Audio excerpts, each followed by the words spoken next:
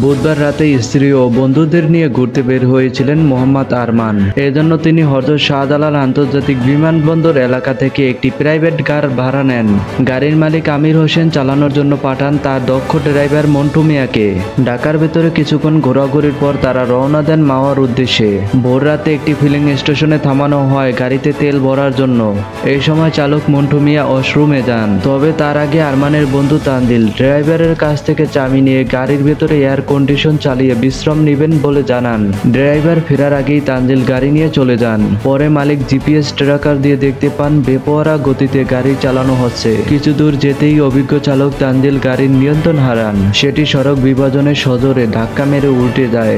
ঘটনাস্থলে নিহত হন মোহাম্মদ আরমান ও তার বন্ধু তানজিল। আরও আহত হন আরমানের স্ত্রী রাইসা ও আরেক বন্ধু রবিন। শ্রীনগর ফায়ার সার্ভিস এসে তাদের উদ্ধার করে উপজেলা স্বাস্থ্য কমপ্লেক্সে নিলে চিকিৎসক আরমানের স্ত্রী রাইসাকে মৃত্যু ঘোষণা করেন। এই ঘটনায় মোট 3 জন নিহত এবং 1 জন আহত হন। নিহতদের মধ্যে বর্তমান হাসারা হাইওয়ে পুলিশ ফাঁড়িতে রাখা হয়। আরেক গাড়ির মালিক সুবর্ণ আহমেদ হিমেল জানান, ড্রাইভারকে ফাঁকি দিয়ে গাড়ি নিয়ে যাওয়া কোনোভাবেই গ্রহণযোগ্য নয়। এই বিষয়ে বিস্তারিত তদন্ত করা উচিত। বৃহস্পতিবার ভোরে মুন্সিগঞ্জের শ্রীনগরের ঢাকা মাওয়া এক্সপ্রেস ওয়েতে এর দুর্ঘটনা ঘটে। অতিরিক্ত গতিতে অদক্ষ চালকের বেপরোয়া গাড়ি চালানোর কারণে প্রাণঘাতী দুর্ঘটনা ঘটেছে বলে জানিয়েছেন হাইওয়ে পুলিশ। নিহতদের মরদেহ ময়নাতদন্তের জন্য ঢাকা মেডিকেল কলেজ হাসপাতালে পাঠানো হবে জানিয়েছেন পুলিশ। আরও নতুন নতুন আপডেট নিউজ পেতে আমাদের ফেসবুক পেজ ফলো করে সাথেই থাকুন।